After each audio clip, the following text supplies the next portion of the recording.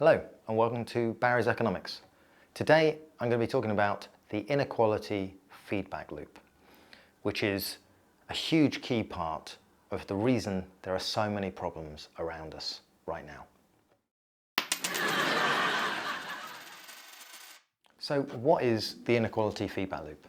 Well, basically, society has a built-in alarm system, and that alarm system is inequality. At the moment, we've got a very loud alarm of inequality. There are people hugely struggling in the way they weren't 20 years ago. People joining food banks, people that can't access healthcare, people having to work 2 jobs and they still can't pay their rent. And inequality in that sense, it's like a pain system. It's an alarm system that something is not right. Like when I get a toothache, it means I've got a cavity. It's my body telling me in a very clear way that Jaffa cakes are not one of the major food groups. That'll be chocolate digestives. But when too many people in society are in pain or struggling, society should be able to hear them because it's loud. They should be able to express that, and there should be a response. For example, just stop eating biscuits, Barry. Well, yeah, but that's easier said than done. Although today I did leave the biscuits off the table, mostly because I have absolutely no self-control. Yeah, it's another way that Gary is much better than me.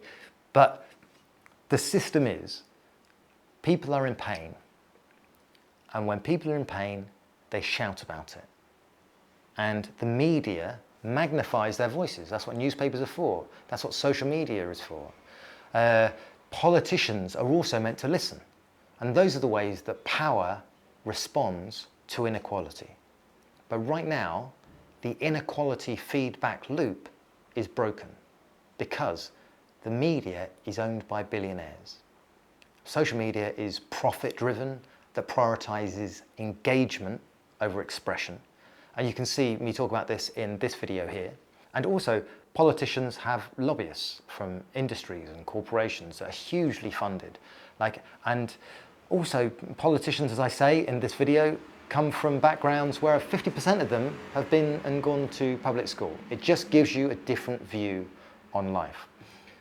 But it means that you don't prioritize the voices of inequality. You don't see the urgency in them, which is something that I talk about in this video here, looking at Rory Stewart's response to Gary Stevenson on the Rest is Politics podcast. Because often when the inequality alarm goes off, the powerful or the privileged people that have power don't hear it. Well, I don't hear any alarm going off. I think you're just angry, aren't you? It's just a class anger thing. Are you just really into that? Is that your thing?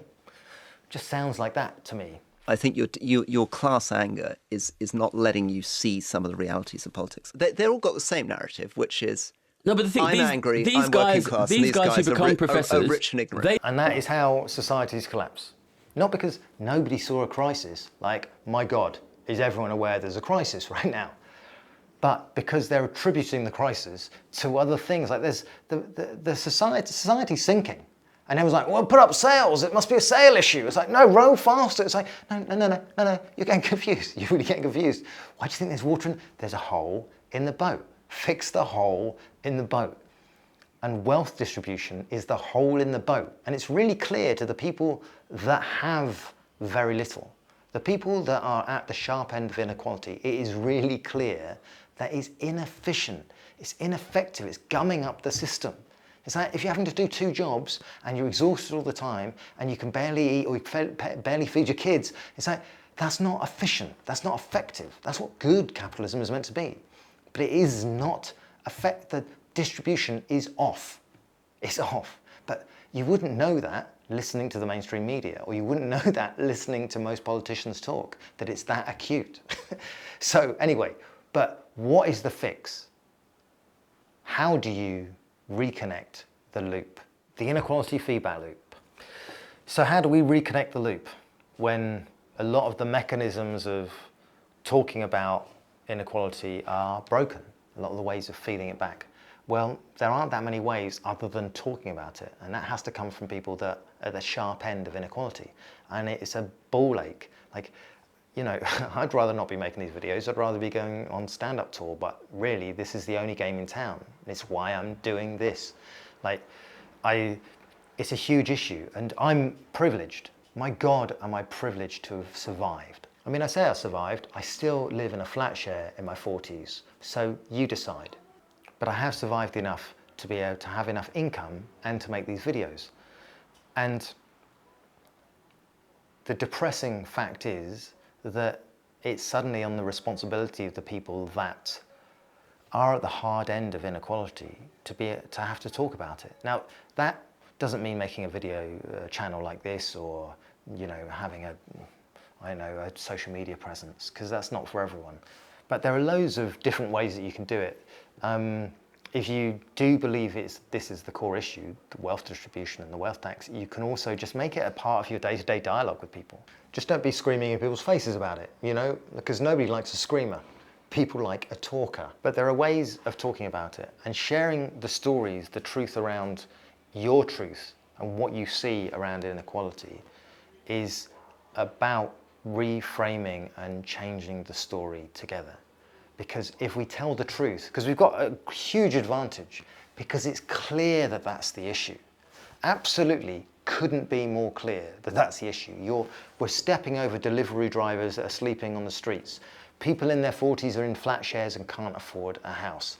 Like, I mean, people are queuing around food banks that have exploded. It's like, it's clear that it's the issue, but it's not the story that's been told.